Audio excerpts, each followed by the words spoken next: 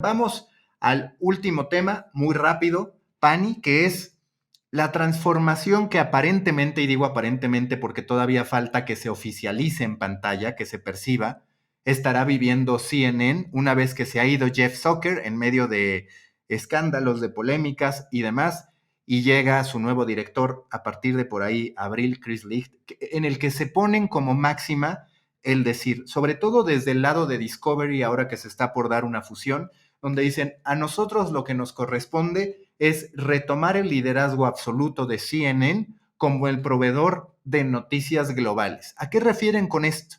A menos editorialización, a menos polémicas con sus conductores, que incluso pues tuvieron este escándalo de Chris Cuomo, el hermano del gobernador de Nueva York, que fue acusado de acoso sexual, se termina retirando, en fin, y demás.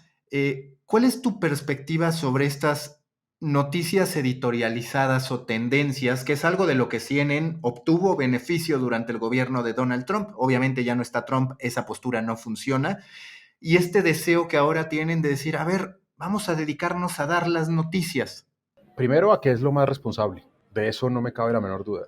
Pero ojalá quienes hayan tomado la decisión y quienes las hayan aprobado arriba sepan que eso va a significar una caída de audiencia. Porque lo va a significar, por lo que ya hemos dicho aquí, por lo que a la gente le gusta consumir. Entonces sí, es lo más responsable. Y qué bueno que quien dé ejemplo sea CNN, que fue durante muchos años ese foco al que todos los medios de comunicación mirábamos cuando se trataba de ética y de rigurosidad y de cubrimiento noticioso. Me parece, repito, lo más responsable, pero presiento que la audiencia lo va a resentir. El consumidor de hoy disfruta la polémica, disfruta de la opinión, le encanta la editorialización, la que le gusta, por supuesto, y eso seguramente afectará a sus indicadores. No creo que dure mucho esa caída, perdón, no creo que sea eterna esa caída, es decir, probablemente sentirán el bajonazo importante, pero lo que espero es que empiece nuevamente una curva ascendente hasta que logre posicionar su idea de que yo no te editorializo, sino que te doy la información y eres tú, lector, consumidor, televidente, quien la convierte en opinión. ¿Es viable ese ángulo, Martelli? ¿Es viable dar las noticias sin opinar, sin editorializar? ¿Se puede lograr? Y además, a mí me gusta mucho POC, yo ya he hablado con ustedes de ese medio, decían, a muchos de los hosts de CNN, incluso a los que están por traer, el propio Chris Licht es reconocido fundamentalmente por saber hacer mucho con los anfitriones, con los presentadores. Y hoy vivimos además en este debate del periodista que quiere ante todo su marca personal. ¿Se pueden conciliar esos dos caminos? Se puede decir, ok, sí, tu marca personal, pero a la vez este estilo. ¿Cómo lograrlo en un contexto de tanto ego, de tanta polarización y de tanto deseo de notoriedad por parte de todos? Creo que, a ver, primero, creo que es una ambición sana. Voy al aspecto sobre la pregunta y un poco sobre lo que hablaba Pani, doy mi opinión y después agrego otro aspecto que me parece interesante de este tema CNN. Creo que es una ambición sana, válida y además creo que CNN puede hacerlo. Ese arbitrio y esa ambición. No todas las marcas podrían, por sesgo, por historia, por capacidad, por cuestiones corporativas, financieras y demás, y también por su propio linaje, su propia tradición.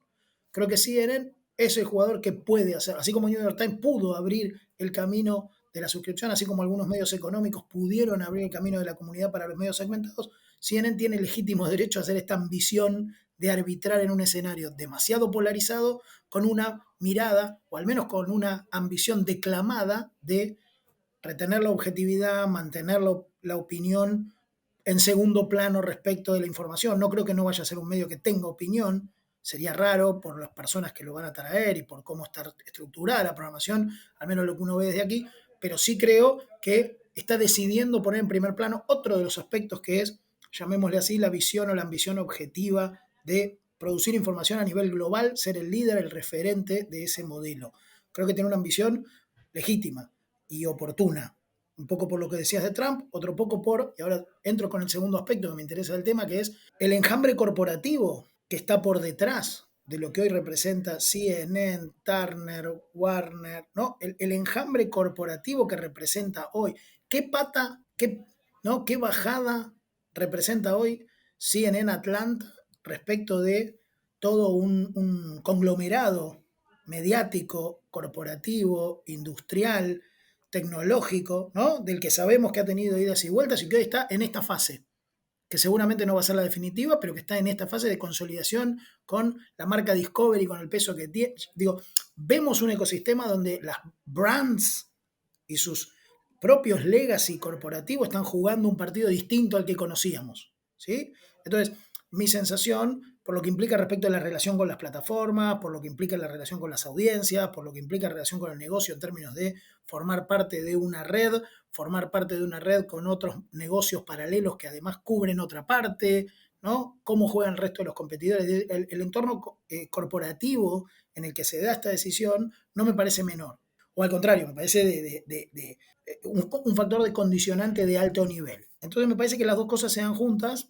De verdad creo que está bueno que haya una marca que lo pretenda, porque como pasó con New York Times, para la suscripción o para el modelo de recuperar confianza, calidad, un tipo de visión periodística, volver a que haya, que la noticia sea que contrataron 100 tipos más en una redacción y demás que hemos visto, le devolvió a la industria un parámetro importante. Creo que esta ambición, si se empieza a concretar o se desarrolla en el tiempo, puede ser sana también para devolvernos algo de lo que hablábamos al comienzo, ¿no? Pani, ¿qué tema te está atrapando en estos días?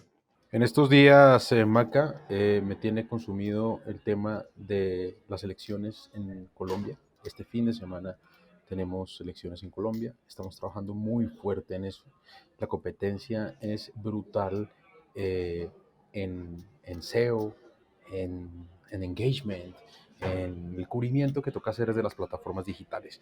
Esto es un reto que tenemos cada 4 años y, por supuesto, los ambientes, los ecosistemas y los escenarios son distintos. Yo invitaría a todos los que oyen este podcast a que le den una mirada a qué hace Colombia, los medios de comunicación colombianos en temas digitales durante este fin de semana, porque es que es totalmente distinto a lo que hemos venido haciendo en los últimos 12 años o en los últimos 4. Y a que vayamos pensando en formas nuevas, creativas y divertidas de hacer un cubrimiento de algo tan importante para el país, para los países, para las comunidades en general, como unas elecciones, pero tan indiferente para estas generaciones que más allá del simple resultado les genera tan poca tensión. Entonces, eso es bien, bien interesante ver cómo va a ocurrir aquí en Colombia y sucesivamente en los demás países donde esto venga. A ti, Martelli. Bueno, hoy quería compartirles, no sé si vienen siguiendo o si siguieron la historia, seguramente sí, a través de medios americanos, sobre todo de Filippo Bernardini, el caso de esta persona que pedía manuscritos o que se infiltró de alguna manera en la industria editorial, trabajaba en Simon & Schuster y pedía a escritores muy famosos, lograba que escritores muy famosos le enviaran sus manuscritos antes de ser publicados. Una saga que terminó con esta persona detenida, acusada de estafas, pero que en los últimos días ha tenido un giro para mí inesperado, que venía siguiéndolo casi como una novela. De hecho, era como una suerte de novela de intrigas, porque este tal Filippo Bernardini, que de vuelta convenció a autores bestseller que le mandaran sus libros antes de que se publicaran y que editoriales grandes le hicieran llegar su material, digo, que logró infiltrarse con ardides parecidos quizás al del estafador de Tinder o algunos otros célebres estafadores que venimos viendo mediáticamente en estos días, pero, pero que tuvo un giro, decía, inesperado en los últimos días, porque esta persona no se le ha podido probar, y en eso está la justicia, que tuviera un móvil económico o un móvil de delito por el que se lo pudiera acusar de algo. ¿Sí? Un poco parecido también al estafador de Tinder en cuanto a cuál era su móvil, más allá de que acá no hay cifras millonarias, no vendía los manuscritos, no los hacía circular, no obtenía un beneficio de ello, y está difícil la cuestión legal de qué hacer con él, porque el tipo decía, yo quería leerlo antes, yo quería leerlo primero, ¿no? Y leía una columna que escribía un colega argentino el fin de semana, en el que decía, bueno, un lector está dispuesto a todo por leer antes ese libro del autor que quiere. Bueno, Filippo Bernardini tiene ese rol hoy y la historia del tipo ahí mediáticamente. Washington Post hizo muy buenas notas sobre el tema cuando lo apresaron en enero y después lo siguió con esta cuestión judicial, pero es un caso divertido y que tiene que ver un poco con lo que hablamos, ¿no?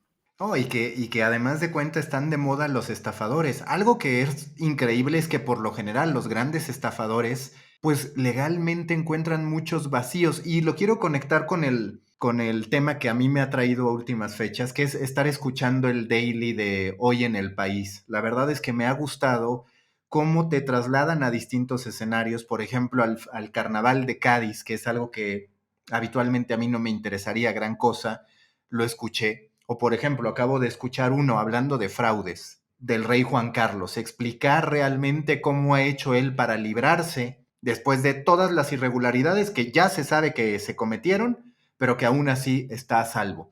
Y me parece que dentro de los dailies en español, es, al menos desde mi perspectiva, desde las historias que a mí me llaman la atención, el mejor logrado. Entonces les recomiendo que escuchen Hoy en el País. Muchísimas gracias a todos. Por cierto, estrenaron uno, La Primera Jugada, también en Argentina, un daily de deportes, que pues a mí me entusiasma que haya podcast de deportes. No ha logrado pegar como quisiéramos, pero ahí queda también la recomendación. Muchísimas gracias, Ernesto, Pani. Nos escuchamos la próxima semana.